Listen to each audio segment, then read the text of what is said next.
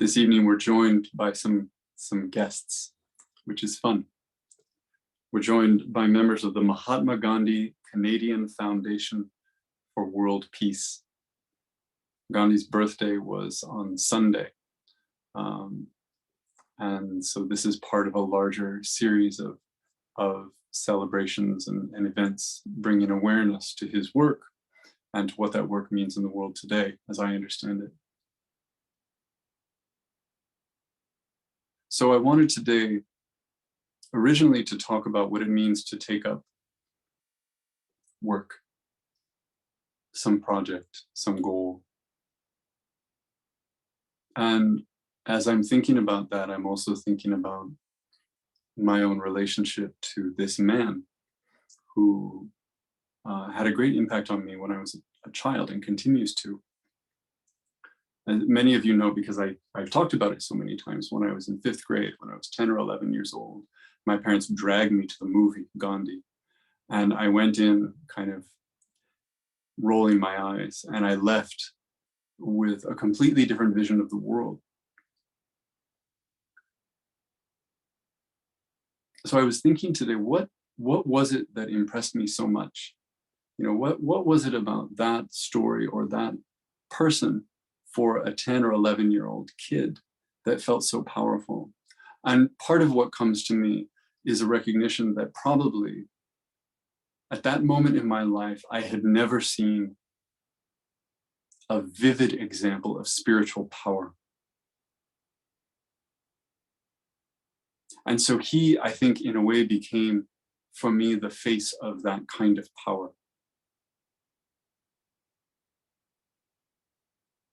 But when I was 10, I couldn't have said that. I couldn't have articulated that to anyone. If someone had asked me what the movie was about or what his life was about, I would have told you all the dramatic stuff. The moments when he stood up to the British, the moment when he stood his ground among the people around him who disagreed, the moments when he was uncompromising, the moments when he was fearless. And I would have told the story in this great narrative arc where there's a beginning and there are transformations and there's a middle and then there's an end, and the end has this incredible outcome, these incredible conclusions. It's a really good story. But that story is not his story. That story is our story. That's what his story looks like from the outside. Because the other thing I was thinking about today, and it goes back to this spiritual power,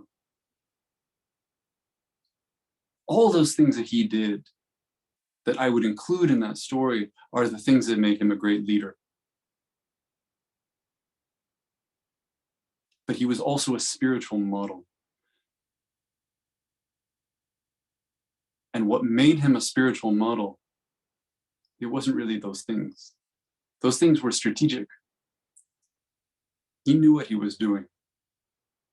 He knew why, and he knew when to do them, and he knew how. What made him a spiritual model and what continues to make him one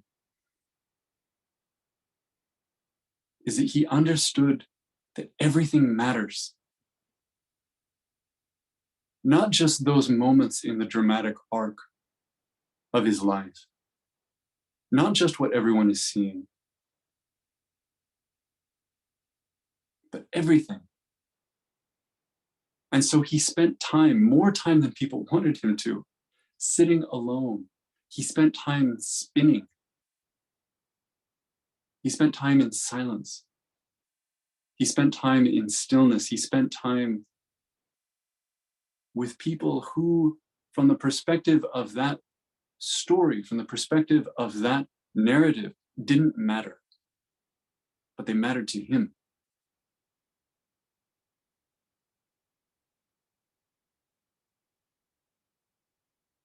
The people he met mattered to him. The things he did mattered to him. Not because they were puzzle pieces in something someone else could see, but because they actually had importance.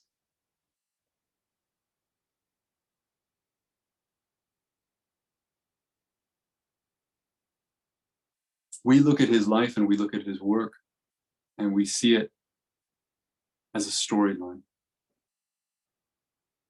But for him, it was just this moment. It was just this day. It was just this choice.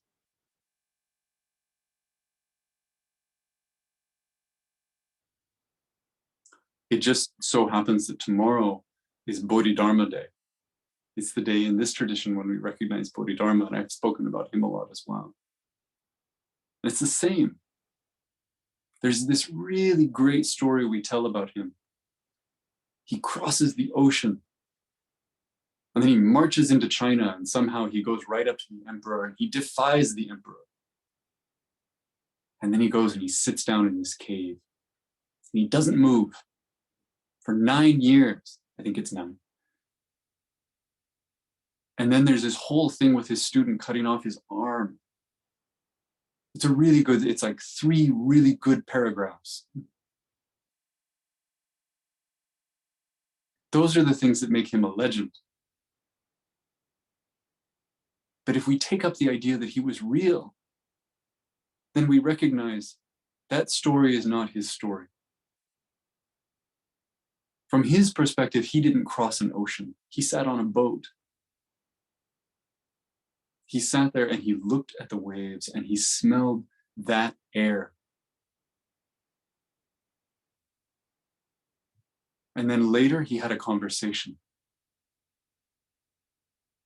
And then later he went into a cave and he didn't sit for 9 years. He sat for a moment. And then he chose to sit for another moment. And then he chose to sit for another moment. And we call that 9 years.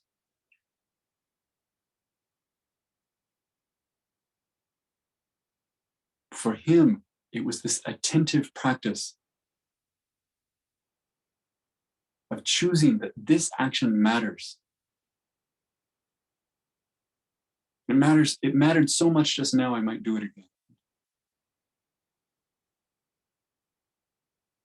Maybe I'll stay.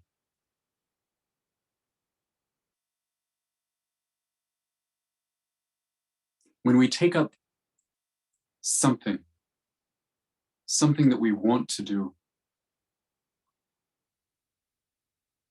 it can feel as if that is separate from this other thing that I'm describing.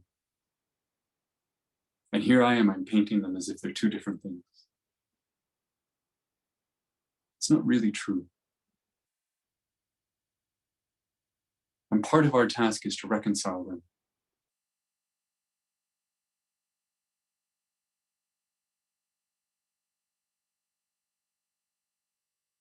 If you take up a path of peace, there is all the work that you do for peace. And there is making your voice heard. And there is taking a stand.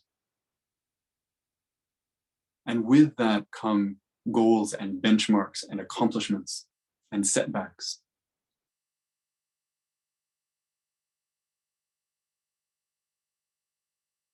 But underneath that is another practice that is also that same practice. Every time that you meet a dog on the street and you talk to the dog, every time that you get an orange and you try to peel the rind off in one long piece and take the joy of doing that,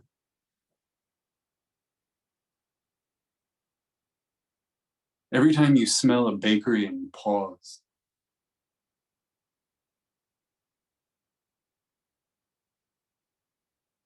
these moments, if taken up as a practice, if taken up in the context of practice,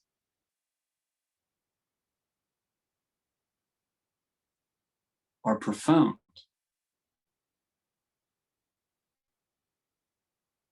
For 2 reasons. One, because they're an offering. Just like we talked about last week. When you breathe in that smell of bread, you share it. You understand that not everyone has this moment. Not everyone else is safe enough to pause right now for this smell.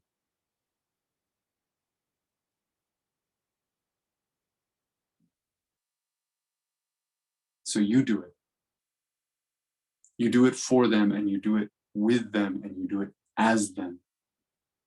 You hold that.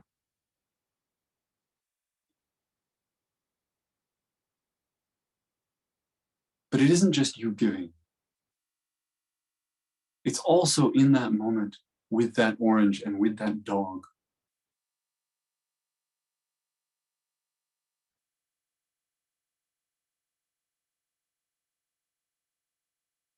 Knowing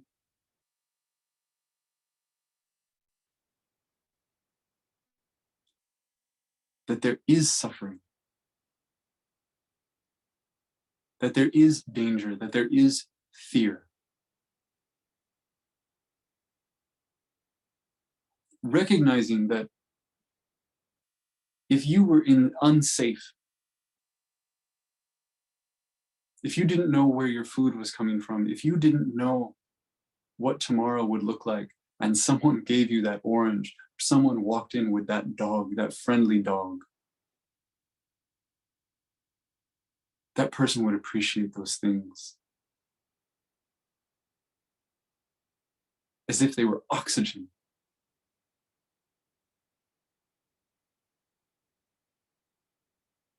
So we appreciate them in the same way, because that person's suffering is not separate from us. If that person is in a war zone, we are in a war zone. We choose to notice that.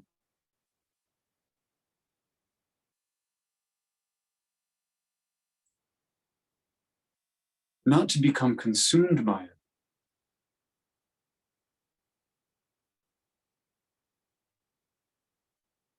But in some ways, to recognize the gratitude that's possible in this human life. So what is peace for other than that? What is vow for other than that?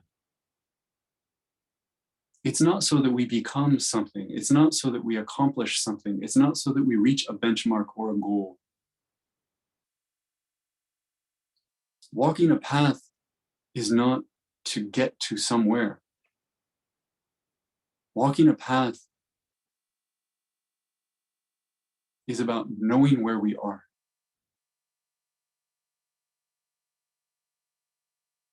Not just knowing it, but taking off our shoes and curling our toes in the dirt and breathing that air, feeling the breeze on our neck, running our hands along the trees, the grass.